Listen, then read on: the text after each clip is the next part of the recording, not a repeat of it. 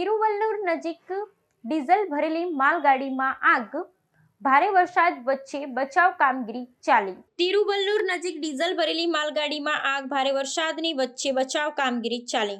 ઉત્તર તમિલનાડુના તિરુવલ્લુર નજીક એક ડીઝલ ભરેલ માલગાડીમાં આગ લાગતા ચેન્નઈ અરકોન્નમ મુખ્ય રેલમાર્ગે ટ્રેન સેવાઓમાં ભારે ખલેલ આવી. ભારે વરસાદને કારણે બચાવ કામગીરીમાં પણ મુશ્કેલીઓ આવી ને બચાવ દળોએ ભારે પરિસ્થિતિઓમાં કામ કર્યું.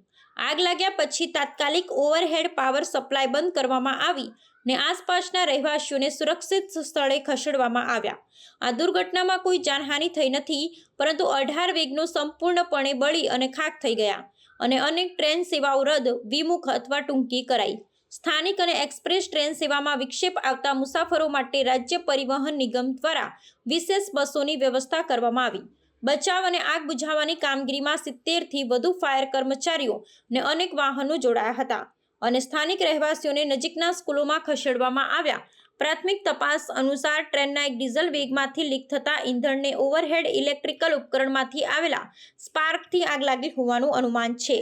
રેલવે અને જિલ્લા પ્રશાસનના ઉચ્ચ અધિકારીઓ ઘટના સ્થળે હાજર રહી કામગીરીનું માર્ગદર્શન આપી રહ્યા છે, જ્યારે એનડીઆરએફ અને ફાયર સર્વિસ ટીમો સતત પ્રયત્ન કરી રહી છે. ઘટનાને પગલે ચેન્નઈથી બેંગલુરુ, કેરળ અને તિરુપતિ તરફ જતી કેટલીક મહત્વની ટ્રેનો પણ અસરગ્રસ્ત થઈ હતી. રાત્રે ધીરે ધીરે ટ્રેન સેવાઓ પુનઃ પ્રારંભ કરવામાં આવી, પણ સંપૂર્ણ પુનઃસ્થાપન માટે વધુ સમય લાગશે. અધિકારીઓએ મુસાફરોને તાજેતરના અપડેટ્સ ચકાસવા અનુરોધ કર્યો છે અને આગ લાગવાને કારણે અંગે ઉચ્ચ સ્તરીય તપાસ શરૂ કરવામાં આવી છે.